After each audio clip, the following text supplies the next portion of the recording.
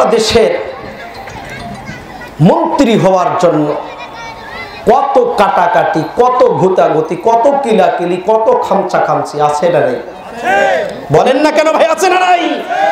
কিন্তু অর্ধ পৃথিবীর বাদশা হযরত ওমর চারটিখানি ব্যাপার না, সরকারি অফিসে বৈশা আল্লাহর নবীর সাহাবী হযরত আবু বকর কলম দিয়ে ডায়েরির মধ্যে লিস্ট করতেছেন ওই রাজ্যের মধ্যে কতগুলি গরিব মানুষ আছে, কত ইয়াতীম, কত বিধবা, এরকম মানুষের লিস্ট করতেছে।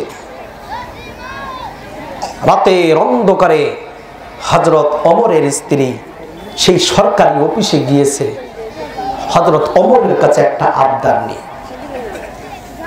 প্রিয় ভাইরা আমার, হযরত ওমর তার স্ত্রীকে দেখার পরে তিনি দরজার সামনে দাঁড়িয়ে লাইটটা অফ করে দিলেন। মতলব খারাপ নাকি? আপনি আমি যদি অফিসে বসে থাকতাম আর আপনার বিবি সাহেবা যদি যাইতো আর আপনি যদি লাইটটা অফ করতেন, তখন বলতো মতলব তোমার খারাপ, হয়তো কোনো নারী তোমার অফিসে ঢুকেছে, ঠিক কিনা বলেন? আর ঠিক কিনা? কিন্তু হযরত ওমর লাইট অফ করে দিলেন। বিবি সাহেবা ডেকে বলেন, স্বামী আমার, আপনি কেন লাইটটা অফ করলেন? আমি তো আপনার মিসেস, আমি তো আপনার স্ত্রী, কারণ আমার সামনে তো আপনার কোনো পর্দা করার দরকার হয় না। ও মায়েরা একটু কান লাগাও রে মা, ও বোনেরা একটু কান লাগাও, আমার যুবক ভাইয়েরা, বাপজানেরা আমার। হযরত ওমর লাইটটা অফ করে দিলেন। তার স্ত্রী বলে, ও স্বামী আমার, আপনি কেন লাইটটা অফ করলেন?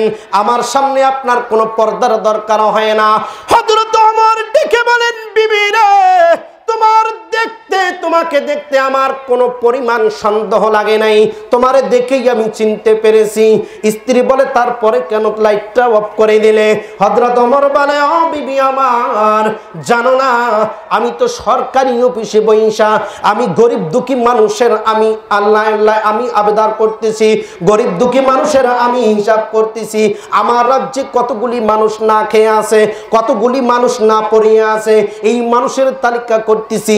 আর এমন সময় তুমি আমার অফিসে এসেছো, এই মুহূর্তে যদি আমি সরকারি লাইটের আলো দিয়ে যদি তোমার চেহারার দিকে আমি নজর করি, আর কিয়ামতের দিন যদি আমার আল্লাহ আমার জিজ্ঞাসা করে, ওমর রে, সরকারি অফিসে বইসা তোমার স্ত্রীর দিকে তাকায়া তুমি মজা নিয়েছো, আনন্দ ফুর্তি করেছো, ও বিবি বলো না, তাহলে আমি আল্লাহর কাছে আমি কি জবাব দিব?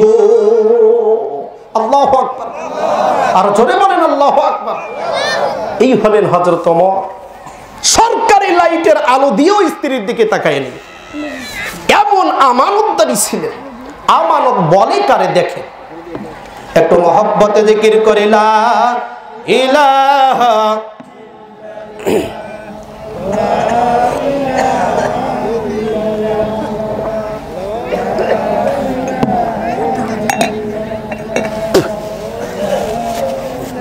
আপনারা কি জিকিরের বিরুদ্ধে নাকি?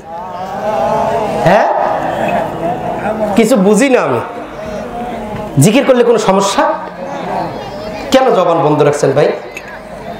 জিকির করলে লাভ কি জানেন? জিকির করলে একটা লাভ শোনেন, জান্নাতীরা যখন জান্নাতে যাবে,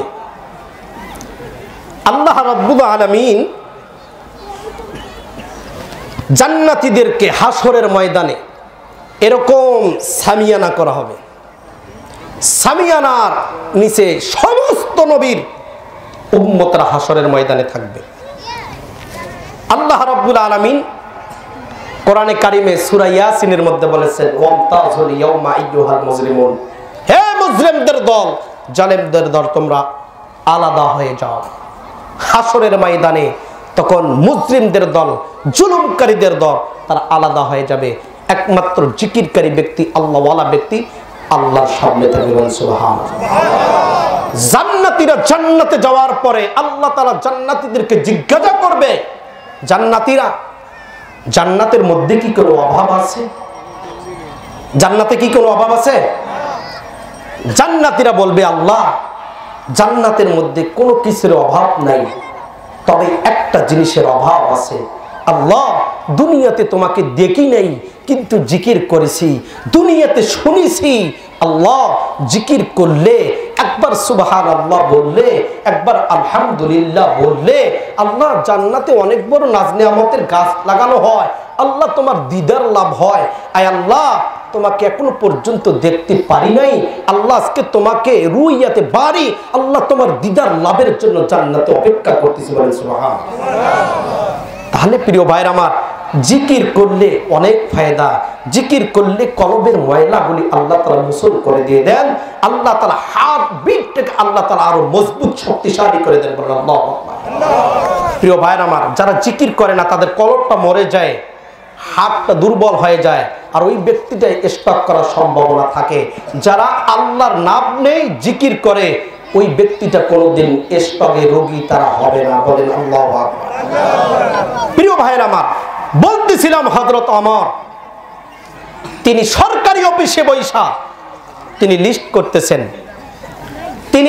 করতেছেন, তার বিবি তাকে বলতেছে, ও স্বামী আমি এসেছি আপনার কাছে ছোট্ট একটা আবদার নেই। কি আবদার?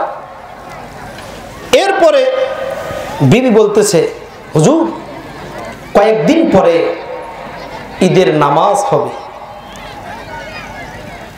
এলাকার লোকজনেরা প্রত্যেকটা ছেলের জন্য নতুন জামা কিনে দিয়েছে, তো আপনার ছেলে তার জামা দেখে কান্না করতেছে, আমি এসেছি আপনার কাছে আপনার সন্তানের জন্য একটা নতুন জামা কিনে দিন।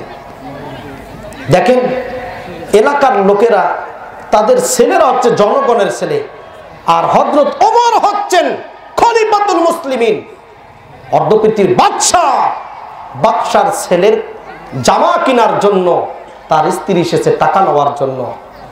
হযরত ওমর বলতেছে, বিবি আমার পকেটে এই মুহূর্তে কোনো টাকা নাই, বলেন আল্লাহু আকবার। আরো জোরে বলেন না আল্লাহু আকবার। একজন বাদশা বলতেছে আমার পকেটে টাকা নাই, তাহলে বুঝেন কত বড় আমানত তার। আর এই যুগে যদি বাদশা লাগতো না, মন্ত্রী লাগতো না, মিনিস্টার লাগতো না, যদি একটা অফিসের পিয়নের চাকরি দেওয়া হয় সারা বছর বসে খাবে, ঠিক কিনা বলে? আরো জোরে বল ঠিক কিনা? প্রিয় ভাইয়ের আমার, আমানতদারি কারে বলে? আল্লাহর নবীর সাহাবী হযরত ওমর বলতেছে, বিবি মাস তো এখনো শেষ হয় নাই, মাস পথে এসে আমার কাছে টাকা চেয়েছো, যাও মাস শেষ হয়ে যাক তারপরে না নতুন জামা কিনে দেব। এবার হযরত ওমরের বিবি বলতেছে, ও স্বামী আপনি একটু মেহেরবানি করে একটি মাসের বেতন আপনি কর্য সহকারে আপনি ঋণ হিসাবে নেন, এরপর আপনি ডিউটি করে পরিশোধ করে দেবেন। কিন্তু হযরত ওমর বলতেছে, বিবি রে আমি যে একটি মাস অগ্রিম টাকা নিব, আমি কি এক মাস বাঁচবো এর কোনো গ্যারান্টি আছে? বলেন সবাই, কোনো গ্যারান্টি নেই। এখান থেকে বাড়িতে কেউ যাইতে পারবো না, এই গ্যারান্টিটাও কেউ দিতে পারবো না।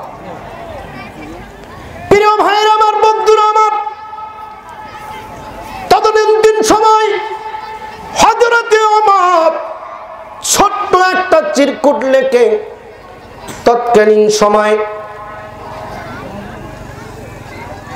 মন্ত্রী বরাবর চিরকুট লিখে দিয়েছে যে আমার এক মাসের অগ্রিম টাকা আমার লাগবে। তৎকালীন সময় এই চিঠি পাওয়ার পরে তখন চিঠির অপর পার্শ্বে লিখে দিয়েছে, খলিফাতুল মুসলিমিন ওমর এক মাস আপনি বাঁচবেন এর কি কোনো গ্যারান্টি আপনি নিয়েছেন? আপনি কি আজরাইল মালাকুল মউতের কাছে কি আপনি অনুমতি নিয়েছেন যে একটি মাস আপনি বাঁচবেন? বলে না, আমি এক মাস বাঁচবো না, এর কোনো গ্যারান্টি নাই। খাদ্যমন্ত্রী বলেন, এক মাস যেহেতু আপনি বাঁচতে পারবেন না, এর গ্যারান্টিটাও আপনি দিতে পারলেন না, তথাপিও শুনে নাও আমি সরকারি ফান্ড থেকে আমি অগ্রিম এক মাসের বেতন আমি দিতে পারবো না। সুবহানাল্লাহ। প্রিয় ভাইয়ের আমার, হযরত ওমর তার বিবিকে বললেন, বিবিরে এক মাসের বেতন তিনি দিবে না, তুমি চলে যাও, আমার ছেলের পরনের যা পুরাতন কাপড় আছে এই পুরাতন কাপড় পইরা ঈদের নামাজ আদায় করবে। আল্লাহু আকবার। প্রিয়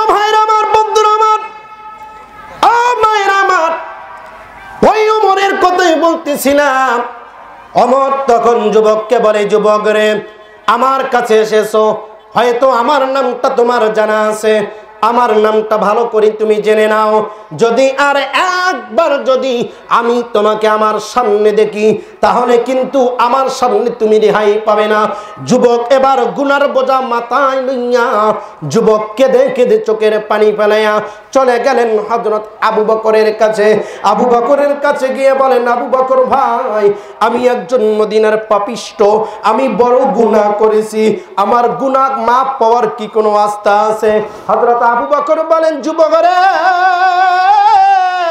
এত বড় গুনাহগার মদিনার জমিনে কাউকে দেখা যায় নাই, তবে আমি জানি এত বড় গুনাহ কেউ করতে পারে না। তুমি ইমানদার দাবি করো, আবার এত বড় গুনাহ করেছো, খবরদার খবরদার আমার সামনে আসিস না। হযরত ওমর যেভাবে তাকে বের করে দিয়েছে, হযরত আবু বকর বলে, জলদি করে আমার সামনে থেকে চলে যাও, জানি না তোমার কারণে কখন আল্লাহ গজবের আয়াত নাজিল করে দেয়, জলদি করে যাও, আমার রাজ দরবার থেকে বের হয়ে যাও।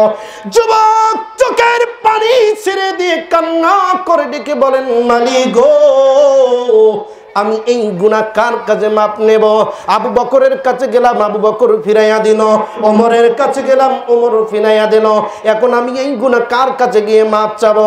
যুবক কান্না করতে করতে করতে করতে এক পর্যায়ে চলে গেছে, একমাত্র পৃথিবীর বুকে গুনাহ কেউ মাপ না করতেও পারে বিশ্ব নবী জনাবে মুহাম্মদ রাসূলুল্লাহ সাল্লাল্লাহু আলাইহি সাল্লামের কাছে গিয়ে গুনাহ মাপ চাবে। হযরত আবু বকর এমন একজন সাহাবী রে ভাই, আবু বকর রাদিয়াল্লাহু তাআলার কথা কি আর বলবো।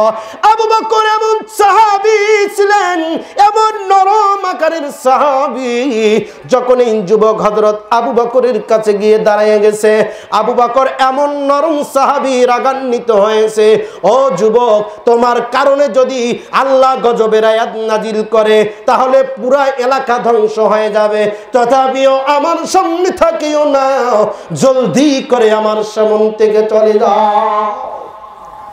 হযরত আবু বকর দাঁড়ায় গেছে, এত বড় একজন যুবক এত বড় গুনাহ করতে পারে? গুনাহ কি করেছে ভাই?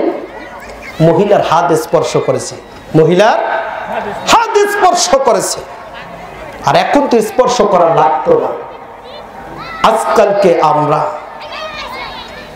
ছেলে মেয়েদের এমন ফোন কিনে দিয়েছি, টাচ ফোন, মনে করেছি ছেলে মেয়ে আমার, ঠান্ডার দিন ঠান্ডার রাত, তারা লেপ্তসব গায়ে দিয়ে তারা ঘুমায় গেছে, কিন্তু ঘুমের ঘরে তারা লেপ্তসবের ভেতরে তারা যোগাযোগ করতে করতে যোগাযোগ মন্ত্রী ওবায়দুল কাদেরকে ফেল করে দিয়েছে, ঠিক না? কিন্তু আপনি দেখেন টাচ ফোন, টাচ ফোনের যে স্ক্রিনটা আছে, মরিস বুখাইলি তিনি তার কিতাবে লিখেছেন, এই টাচ ফোনের যে স্ক্রিনটা, যখন কোন যুবক আর যুবতী যখন এই টাচ ফোনে দীর্ঘ সময় নজরটা দেয়, তিনি লিখেছেন যে তার চোখের দৃষ্টি যাওয়ার কারণে তার যৌবনটা শূন্যতা হয়ে যায়। আজকে দেখেন প্রিয় ভাইরা আমার, আজকে অনেক বোনের বিয়ে হওয়ার দীর্ঘ সময় হয়ে গেছে, আজকে বাচ্চা হয় না। কি কারণে হয় না? আজকে দেখেন আল্লাহ রাসূল সাল্লাল্লাহু আলাইহি সাল্লাম ১৫০০ বছর পূর্বে বলেছে, বিজ্ঞান তো আজকে বলতেছে যে এশার পর তোমরা ঘুমিয়ে যাও তাড়াতাড়ি, কিন্তু ১৫০০ বছর পূর্বে বলে গেছে এশার নামাজের পর পরে তোমরা কি করো, ঘরের লাইট সব আলো বন্ধ করে তোমরা ঘুমিয়ে যাও। কারণ যতক্ষণ পর্যন্ত এই আলোটা মস্তিষ্কের ভেতরে যায়, তোমার শরীরের হরমোন নষ্ট হয়ে যায়, আর হরমোন নষ্ট হওয়ার কারণে অনেক সময় দেখা যায় বাচ্চা কনসিভ হয় না, ঠিক কিনা বলে? প্রিয় ভাইরা আমার, এই জন্য আলো থেকে দ্রুত থাকবো, এশার নামাজের পরপরই আমরা ঘুমিয়ে যাব। হযরত আবু বকর সিদ্দিক রাদিয়াল্লাহু তাআলা বললেন, আযাব যদি আল্লাহ কখনো কোনো জমিনে দেয়, তাহলে সেই এলাকা থেকে যদি পাপিষ্ঠ বেড়ে যায়, আল্লাহর নাম লবঙ্গ বন্ধ হয়ে যায়, ওই এলাকায় আল্লাহর গজব আল্লাহ খুব তাড়াতাড়ি দিয়ে দেয়। আর যেই এলাকায় আল্লাহর জিকিরকারী বান্দা থাকবে, কোরআন তেলাওয়াতকারী বান্দা থাকবে, আল্লাহ তাআলা ওই এলাকা থেকে আযাব আর গজবকে আল্লাহ উঠায় নিয়ে নেবেন। বলেন সুবহানাল্লাহ। প্রিয় ভাইরা আমার, এই আয়াত নাজিল হওয়ার পরে হযরত আবু বকর সিদ্দিক রাদিয়াল্লাহু তাআলা আনহু তিনি বলতেছেন যে আল্লাহর নবী সাল্লাল্লাহু আলাইহি ওয়াসাল্লাম, ভাই কোনো সমস্যা হচ্ছে নাকি? তাহলে কেউ উঠবেন না প্রিয় ভাই, আপনারা একটু বলেন, আমার কথা কি বুঝতে সমস্যা হয়? হ্যাঁ, সমস্যা হয় না তো? প্রিয় ভাইরা আমার, হযরত জিবরাইল আমিন যখন কোনো বিষয়কে সামনে রেখে যখন কোরআনের আয়াত আল্লাহর নবীর কাছে নিয়ে আসেন, যখন ওহী নাজিল করেন, দ্রুতগামীতে জিবরাইল আমিন আল্লাহর নবীর কাছে আসে। তো আল্লাহ রাসূল সাল্লাল্লাহু আলাইহি ওয়াসাল্লাম জিজ্ঞাসা করছে, জিবরাইল, আল্লাহ তাআলা তোমাকে কতগুলি ডানা দান করেছে? বলে, আল্লাহ আমাকে 600 নূরের ডানা দান করেছে। বলেন আল্লাহু আকবার। কয় শত? 600 নূরের ডানা দান করেছে। তো আল্লাহ রাব্বুল আলামিনের ওই ফেরেশতা বলে, যখন কোন ঘটনাকে সামনে রেখে আল্লাহ কোন আয়াত নাজিল করেন, ওই আয়াত আল্লাহ রাব্বুল আলামিনের লৌহে মাহফুজ থেকে নিয়ে সপ্তম আসমানের উপর থেকে 7তম জমিনের নিচে আল্লাহর নবীর কাছে জিবরাইল আসতে সময় লাগে মাত্র একটা চোখের পলক। বলেন আল্লাহু আকবার। এরপরে আল্লাহর নবী জিজ্ঞাসা করে, জিবরাইল, তোমার আরো তো 599টি ডানা থাকে, সেই পাকাগুলি তুমি কখন ব্যবহার করো? প্রিয় ভাইরা আমার, হযরত জিবরাইল বলেন, হুজুর, আমি মাত্র একটা পাকা ব্যবহার করি, আর 599টি যে পাখা আছে ওই সময় ব্যবহার করি যখন কোনো ওহী নাযিল হয়ে যায়। ওহী নিয়ে যখন আমি আপনার সামনে আসি, তখন শয়তান ওয়াসওয়াসা দেওয়া শুরু করে। ওই মুহূর্তে যেন কোন শয়তান ওহীর ভিতরে সমস্যা দিতে না পারে, ওয়াসওয়াসা দিতে না পারে, এজন্য আমি ওই মুহূর্তে একটা পাকা না, 2টা পাকা না, ওই সময় আমি 600 নূরের ডানা ছেড়ে দিয়ে এমন জোরে হাত দেই, শয়তান আমার পিছনে আর পাত্তা পায় না। বল সুবহানাল্লাহ। জিবরাইল আমিন এবার আল্লাহকে জিজ্ঞাসা একদিন করতেছে, আল্লাহ, আমি তো এত বড় একজন ফেরেশতা, তোমার জান্নাত কত বড়, এই জান্নাতটা আমি একটু দেখতে চাই।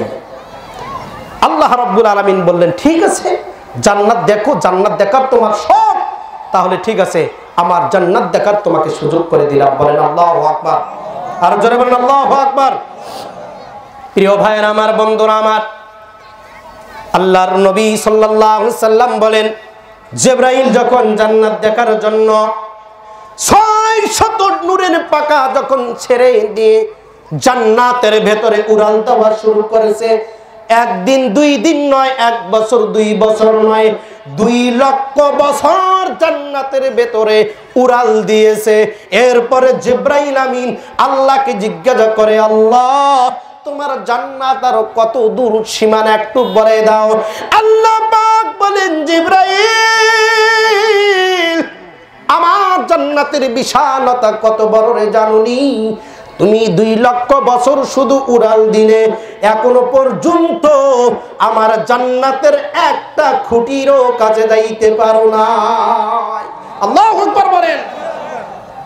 প্রিয় ভাইরা আমার, বন্ধুরা আমার, হযরতে জিবরাইল আমিন বলেন, হুজুর, ওই মুহূর্তে যখন কোন গজবের আয়াত জমিনের বুকে নাজিল হয়ে যায়, কোন পাপিষ্ঠর কারণে, আমি আল্লাহ রাব্বুল আলামিনের পক্ষ থেকে এমন ভাবে আমি উড়াল দেই গো, যেন কোন জান্নাতি রুহানিয়াতের ভেতর আল্লাহ রাব্বুল আলামিনের পক্ষ থেকে যা আয়াত নাজিল করা হয়, ওই আয়াত নিয়ে যখন আমি দুনিয়ার বুকে উড়াল দেই, হুজুর, ওই মুহূর্তে শয়তান যেন আমাকে ওয়াসওয়াসা দিতে না পারে, এজন্য আমি 1টা 2টা না, 600 নূরের পাকা ছেড়ে দিয়ে আপনার সামনে হাজির হয়ে যা। সুবহানাল্লাহ বলেন। প্রিয় ভাইয়ের আমার, আল্লাহ রাসূল সাল্লাল্লাহু আলাইহি ওয়াসাল্লামের কাছে যুবক চলে গেছে, যে বলে ইয়া রাসূলুল্লাহ, ইয়া হাবিবাল্লাহ, আমি একজন মদিনার পাপিষ্ঠ, আমি বড় গুনাহগার, আমি আপনার কাছে একটা আরজি পেশ করি, আমি একটা গুনাহ করেছি, এই গুনাহ কি আমি মাফ পাইতে পারি? তার আগে আল্লাহর নবী সাল্লাল্লাহু আলাইহি ওয়াসাল্লাম সাহাবীদেরকে নিয়ে ভাষণ দিতেছেন, ও সাহাবীরা, আমার জীবদ্দশায় আমি কি আপনাদের কি কোনো কষ্ট দিয়েছি? আল্লাহর রাসূল বলতেছেন, হাল বাল্লাগতুর রিসালা, আমার আল্লাহর পক্ষ থেকে যা রিসালাতের দায়িত্ব দেওয়া হয়েছে, এই রিসালাতের দায়িত্ব কি আপনাদের কাছে সঠিকভাবে পৌঁছেছি? সাহাবায়ে কেরাম সবাই জবাবে বলেন, ইয়া রাসূলুল্লাহ, আসমানের নিচে জমিনের বুকে আপনার থেকে ভালো মানুষ আর কেউ হতে পারে না, অতএব আল্লাহ যা রিসালাতের আপনাকে দায়িত্ব দিয়েছে আপনি মানুষের কাছে পুঙ্খানুভাবে পৌঁছে দিয়েছেন। আল্লাহু আকবার। আল্লাহ রাসূল তৃতীয়বার আবার রিপিট